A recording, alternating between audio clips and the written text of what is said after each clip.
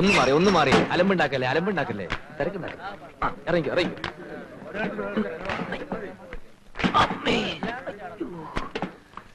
ഒന്നുകൂടി ലോറിയുടെ കാര്യം നമുക്ക് വൈകുന്നേരം സെറ്റിൽ ചെയ്യാം. ഹലോ KRP, എങ്ങനെയുണ്ടായിരുന്നു സത്യപ്രതിജ്ഞാ ചടങ്ങ്? സത്യം പറഞ്ഞ കലക്കി. വിശദമായിട്ട് ഞാൻ പിന്നെ പറയാം. ഒന്ന് നടു നിവർത്തണം.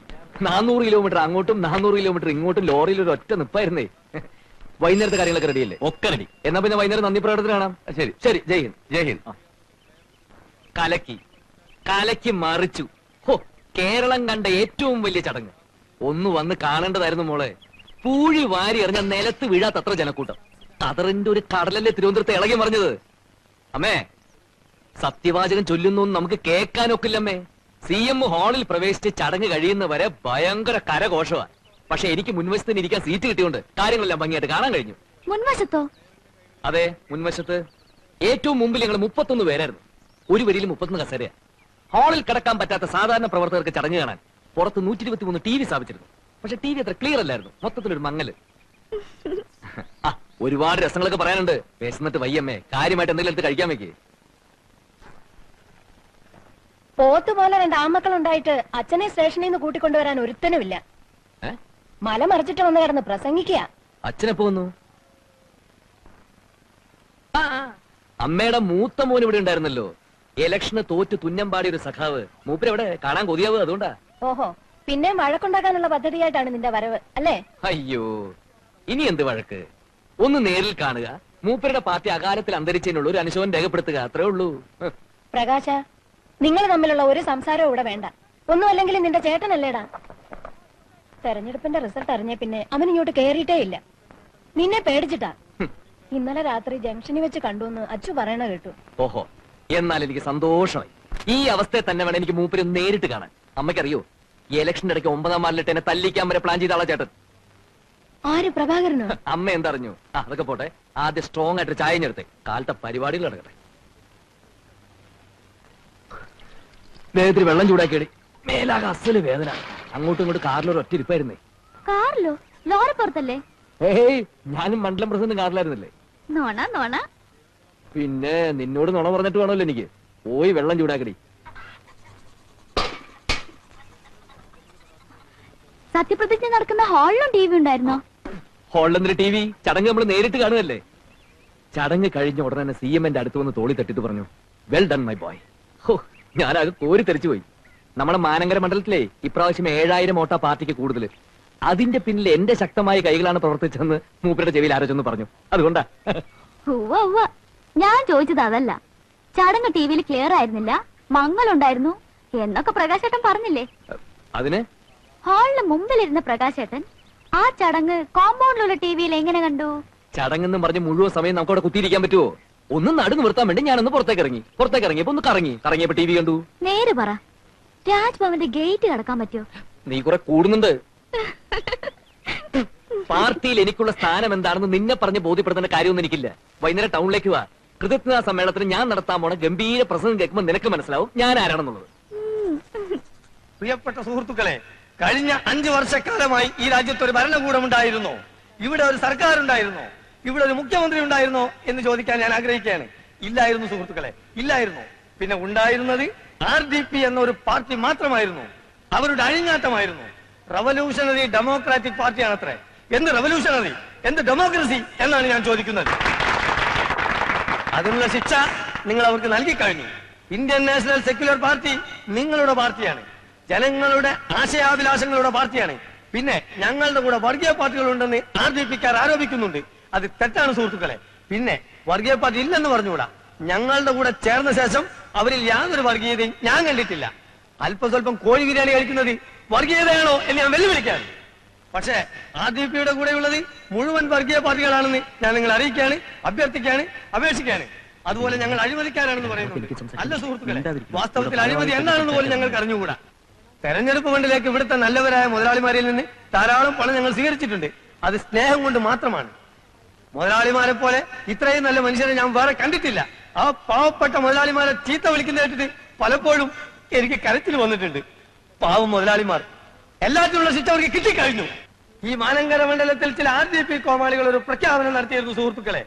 ഈ തെരഞ്ഞെടുപ്പിൽ INS ജയിക്കുകയാണെങ്കിൽ അവരവരുടെ പാതി മീശെടുത്ത് കവലയിലൂടെ നടക്കുമെന്ന് ഞാൻ അവരെ ക്ഷണിക്കുകയാണ്.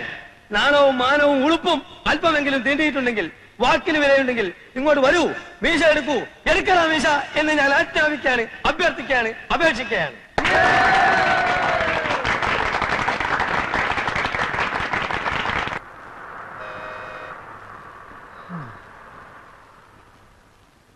ആ തേണ്ടി RDPയുടെ തൊലി ഇരിക്കുകയാണ് ഉത്തമ. സഹിക്കല്ലാതെ എന്ത് ചെയ്യാം? അവര് ജയിച്ച പാതി മീശ എടുക്കാന്ന് പറഞ്ഞത് കോട്ടപ്പള്ളിയല്ലേ? അതെ, ഇങ്ങനെ ഒരു വിധി എഴുത്തുണ്ടാവുമെന്ന് സ്വപ്നത്തിൽ പോലും വിചാരിച്ചല്ലോ. എന്താ ഉത്തമ ജനങ്ങൾ നമ്മളോട് ഇങ്ങനെ പെരുമാറിയത്? അതേ, ഒരു പാർട്ടിയിലും പെടാത്ത നിഷ്പക്ഷമതികളായ കുറെ ജനങ്ങളുണ്ടല്ലോ, ആ തെണ്ടികളായി ഇത്തവണ നമ്മളെ പറ്റിച്ചത്. നമ്മുടെ ഗവൺമെന്റ് എന്തൊക്കെ ജനങ്ങൾക്ക് കൊടുത്തു. കൂടുതലും വാഗ്ദാനങ്ങളാ കൊടുത്തത്. ഉത്തമ, നമ്മുടെ പാർട്ടിയെ നമ്മൾ തന്നെ വിമർശിക്കരുത്, അതും ഇന്നത്തെ ചുറ്റുപാട്. ഞാൻ ആലോചിച്ചപ്പോ ഒരു കാര്യം തോന്നിപ്പോവാണ്. എന്തേ? ജനങ്ങൾ സമ്പൂർണ്ണ സാക്ഷരത നേടിയതാണ് നമുക്കടിയായത്. എങ്ങനെ? സാക്ഷരത നേടിയപ്പോ ജനങ്ങൾക്ക് വിവരം വന്നല്ലോ. അതുകൊണ്ടാണോ ഇത്തവണ അവർ നമുക്ക് വോട്ട് ചെയ്യാത്തത് എന്നാണ് എന്റെ സംശയം. അത് ശരിയാ, ജനങ്ങൾക്ക് നല്ല ബുദ്ധി വന്നാ പിന്നെ അവരെല്ലാ പാർട്ടിക്കാരെയും കല്ലെറിഞ്ഞ് കൊല്ലാനിടയുണ്ട്. മറ്റ് സംസ്ഥാനങ്ങളിലൊക്കെ എന്ത് സുഖ, സിനിമാ നടനോ നടിയോ ആരെ വേണമെങ്കിലും അവർ ജയിപ്പിക്കും. കാരണം അവിടെ സാക്ഷരതയില്ല, വീരാരാധന മാത്രമല്ലേ ഉള്ളൂ. അതൊക്കെ പോട്ടെ, ചില്ലറ വല്ലതുണ്ടോ പരിപ്പുടക്കും ചായക്കും?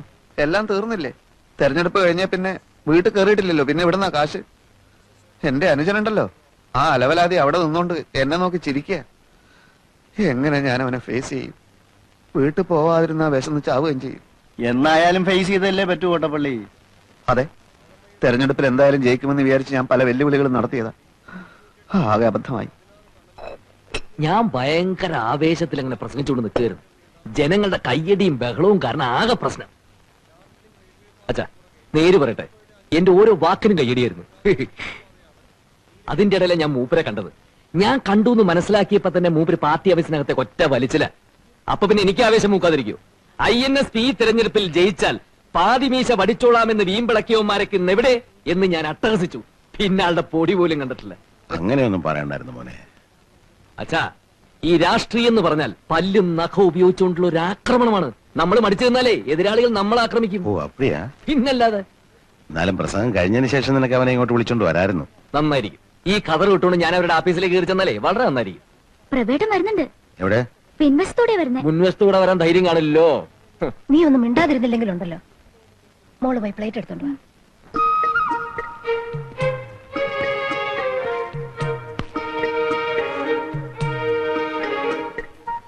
എവിടെയായിരുന്നടാ പ്രഭേ നീ? ഞാൻ വന്നിട്ട് ദിവസം എത്രയായി? കരുവാ, ഒന്ന് ഊണ് കഴിക്കുക.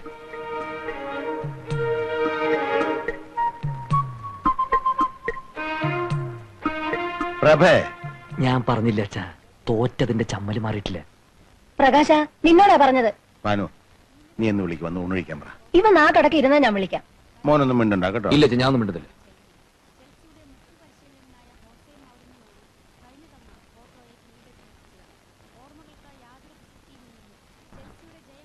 എടാ, 4 മാസം കഴിഞ്ഞ് കാണുകല്ലേ നീ നിന്റെ അച്ഛനെ. ഒരു വാക്കുപോലും മിണ്ടാൻ വയ്യായിരുന്നല്ലേ? എണീറ്റ് വാ, അച്ഛൻ വിളിക്കുന്നു. മറ്റവൻ അവിടെ നിന്ന് എഴുന്നേറ്റ് പോയതിനു ശേഷം ഞാൻ വരാം. മറ്റവനോ? പ്രകാശൻ നിന്റെ അനുജനാ. അനുജൻ അവനെന്റെ പ്രതിയോഗിയാണമ്മേ. പ്രവേ, നിന്നോടാ പറഞ്ഞത്. വയസ്സുകാലത്ത് അച്ഛനെ നിങ്ങൾ വിഷമിപ്പിക്കരുത്. ഞാൻ വരാം, പക്ഷെ അവനെന്നോട് ഒരു അക്ഷരം മിണ്ടാൻ പാടില്ല. തെരഞ്ഞെടുപ്പിനെ പറ്റിയോ എന്റെ മീശയുടെ കാര്യോ അങ്ങനെ വല്ലതും പറഞ്ഞാൽ എനിക്ക് സമനില തെറ്റും. നിന്നോട് മിണ്ടാൻ പാടില്ല എന്ന് ഞാൻ പറഞ്ഞിട്ടുണ്ട്. എണീറ്റ് വാ.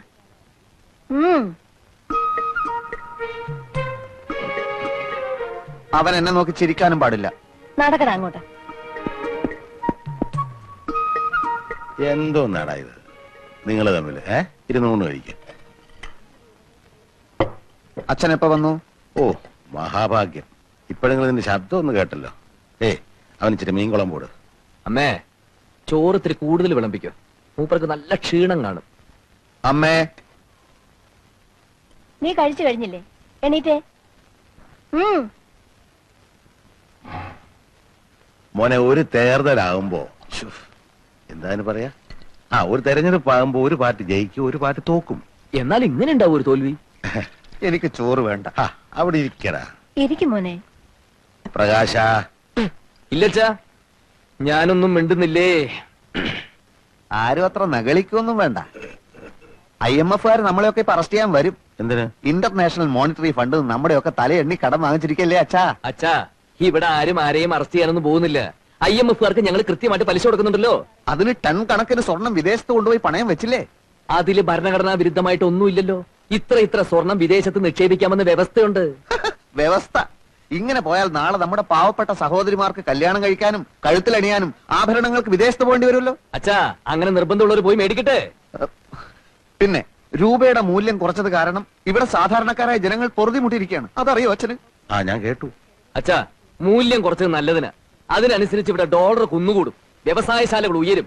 5 വർഷം കൊണ്ട് നമ്മുടെ രാജ്യം ഒരു ഹരിത സ്വർഗ ഭൂമിയാവും. 6 മാസം കൊണ്ട് ഈ ഗവൺമെന്റ് മൂക്കും കുത്തി താഴെ വീഴും. വായും പൊളിച്ചിരുന്നാ മതി. അങ്ങാടി തോറ്റന് അമ്മയുടെ അടുത്ത് കുതിര കയറുന്നതിനാ. പ്രകാശ, അമ്മയൊന്നും ഉണ്ടായിരുന്നേ. ഞങ്ങൾ ജയിച്ചതേ ജനങ്ങൾക്ക് ഞങ്ങളെ വേണമെന്നുള്ളതുകൊണ്ടാ. പിന്നെ വലിയ ആനക്കാര്യങ്ങളാണല്ലോ നിങ്ങൾ ചെയ്തു കൂട്ടിയത്. നിക്കാരഗ്വയിലെ ഒട്ടേകയെ പുറത്താക്കി കുത്തക മുതലാളിമാരായ അമേരിക്ക ഒരു പാവ ഗവൺമെന്റിനെ സൃഷ്ടിച്ചു. റുമേനിയയിലും മറ്റൊന്നല്ല സംഭവിച്ചത്. ജർമ്മനിയെ നിങ്ങൾ തകർത്തു. പക്ഷെ വിയറ്റ്നാമിലെയും കംബോഡിയയിലെയും വടക്കൻ കൊറിയയിലെയും ജനങ്ങൾ ഞങ്ങളുടെ ആവേശമാണെന്ന് നീ മനസ്സിലാക്കി. ഇവിടുത്തെ കാര്യം പറയുമ്പോ എന്തിനാ അന്താരാഷ്ട്രത്തിലേക്ക് ഓടുന്നത്? മനുഷ്യന്റെ കഥ എല്ലായിടത്തും ഒന്നാണടാ. ഇന്റർനാഷണൽ പൊളിറ്റിക്സിനെ പറ്റി ഒന്നും അറിയില്ലെങ്കിൽ ചിലക്കാതെ ഒരിടത്തിരുന്നോ? അറിയില്ലെന്നോ? ചോദിക്ക്, ഞാൻ പറയാം. ഹംഗറിയിൽ എന്ത് സംഭവിച്ചു? മൂരാച്ചി എന്ന് മുദ്ര കുത്തപ്പെട്ട് 40 കൊല്ലം കുറ്റവാളിയായി ശവപ്പെട്ടി കിടന്ന നേതാവിനെ സത്യം മനസ്സിലാക്കിയ ജനങ്ങൾ പുറത്തെടുത്തുകൊണ്ട് ആദരിച്ചില്ലേ മനുഷ്യ? ഇനിയും ചോദിക്ക്, പറയാം. പോളണ്ടിൽ എന്ത് സംഭവിച്ചു? പോളണ്ടിനെ പറ്റി നീ ഒരു അക്ഷരം മിണ്ടരുത്. എനിക്കത് ഇഷ്ടമല്ല. സോളിഡാരിറ്റിയും ലാവലേസും കൂടി കുതിച്ചു കയറി അടിയറവ് പറയിപ്പിച്ചില്ലേ? പോളണ്ടിനെ പറ്റി ഇനി നീ മിണ്ടിപ്പോയി ഞാൻ സഹിക്കില്ല. പോളണ്ട് എന്താ ഇയാളുടെ തറവാട് സ്വത്തോ? പോളണ്ട് എന്ന് ഉച്ചരിച്ചാലുണ്ടല്ലോ. ഉച്ചരിച്ചെന്തി? മോനെ, ഉച്ചരിച്ച് നോക്കാം. അപ്പൊ കാണാം. പ്രകാശ, നീ പോ. അച്ഛാ, നീ പോ. നീ പോളണ്ട് എവിടെ ഇരിക്ക്. ഊണ് കഴിക്ക്. വേണ്ട അച്ഛാ, ശരിയാവില്ല. ഇപ്പൊ കണ്ടില്ലേ?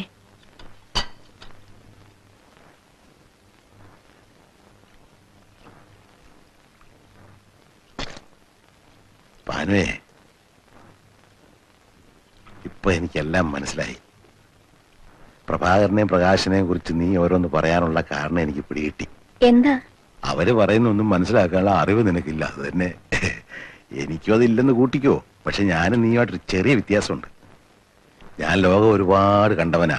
ഉശിലംപെട്ടി സ്റ്റേഷനിലൂടെ കടന്നു പോയിട്ടുള്ള ട്രെയിനില് എത്ര മഹാന്മാർക്ക് ഞാൻ പച്ച സിഗ്നൽ കാണിച്ചിട്ടുണ്ടെന്നറിയാവോ? ഇവന്മാർക്ക് അങ്ങനെ സിഗ്നലൊന്നും നിങ്ങൾ കാണിക്കണ്ട. തെരഞ്ഞെടുപ്പെന്നും പറഞ്ഞ് ഇവിടെ രണ്ടുപേരും കൂടെ കാട്ടിക്കൂട്ടിയ പൂലൊന്നും നിങ്ങൾക്കറിയില്ലല്ലോ. എടീ, ഇനിയുള്ള കാലം നമ്മൾ രണ്ടുപേരും പ്രഭാകരന്റെയും പ്രകാശന്റെ അമ്മയും അച്ഛനുമായിട്ട് അടുത്ത് ചുമ്മാ ഇരുന്നാ മതി. അവരുടെ ഇപ്പോഴത്തെ പോക്ക് കണ്ടാ അറിയാം അവർ പെരിയ ആൾക്കാരാകുമെന്ന്. എന്റെ മക്കളെല്ലാം പെരിയവരാകും. എന്താണ് അത്ര വൈകിയത്? വൈകിപ്പോയി മാഷെ. അപ്പോ അപ്പൊ ആ സംഖ്യയെ ഇവിടെ വാ. വൈകി വരുന്നൊരു പതിവാക്കിയിരിക്കണോ? അല്ല, വരുന്ന വഴിക്ക് എന്നെ ഒരു പശു കുത്താൻ വന്നു ടീച്ചർ. സൈലൻസ്. ഈ കുട്ടികളെ ഒന്നും പശു കുത്താൻ വന്നില്ലല്ലോ. അല്ല, അത് പശുവിന് എന്നോട് എന്തെങ്കിലും മുൻവൈരാഗ്യം കാണും ടീച്ചർ. തന്റെ ധിക്കാരം കുറെ കൂടുന്നുണ്ട്. ഹോംവർക്ക് ചെയ്ത് കാണിക്ക്. രാത്രി വീട്ടില് കറണ്ട് ഇല്ലാത്തോണ്ട് ഹോംവർക്ക് ചെയ്തില്ല ടീച്ചർ. വേണ്ട വേണ്ട ഒന്ന് വെക്കും തോറും താൻ കുറച്ച് കൂടുന്നുണ്ട്. നിന്നെ ഞാൻ കറക്റ്റ് സമയത്ത് തന്നെ എത്തി. ചായ ചൂടാറുന്നതിന് മുമ്പ് എത്തില്ലായിരിക്കും സംശയം ഉണ്ടായിരുന്നു. ഉപ്മാവ് ഉണ്ടാക്കി മേശപ്പുറത്ത് വെച്ചിട്ടുണ്ട്. ആ പ്രശാന്തിനെ കൊണ്ട് ഞാൻ തോറ്റു കേട്ടോ. ഈ നിലയ്ക്ക് പോയാ അവനെ സ്കൂളിൽ നിന്ന് പുറത്താക്കാൻ ഞാൻ തന്നെ ഹെഡ്മാസ്റ്ററോട് പറയേണ്ടി വരും. ഇന്നെന്താ കംപ്ലൈന്റ്? ഞാനന്ന് അടിക്കാൻ ഓങ്ങിയപ്പോ അവൻ എന്റെ കൈക്ക് കയറിയൊരു പിടുത്തം. അയ്യോ, ഞാൻ അവനെ രഹസ്യമായിട്ടൊന്ന് ഭീഷണിപ്പെടുത്താം. ഇനി രഹസ്യമായിട്ടൊന്നും പോരാ. നിങ്ങൾ മുടക്കിയിട്ട ഭാനിച്ചോട് ഇതുവരെ ഞാൻ പറയാതിരുന്നത്. ഇപ്പൊ അച്ഛനുണ്ടല്ലോ, മോനെ പഠിപ്പിക്കണ വേണ്ടെന്ന് അവര് തീരുമാനിക്കട്ടെ. പോട്ടെ ടീച്ചർ, അതൊന്നും അത്ര കാര്യാക്കണ്ട. കുട്ടികളാകുമ്പോ കുറച്ച് വികൃതിക്ക് ഉണ്ടാവും. നമുക്ക് മക്കളില്ലാത്തോണ്ട് അതൊന്നും മനസ്സിലാവാത്തത്.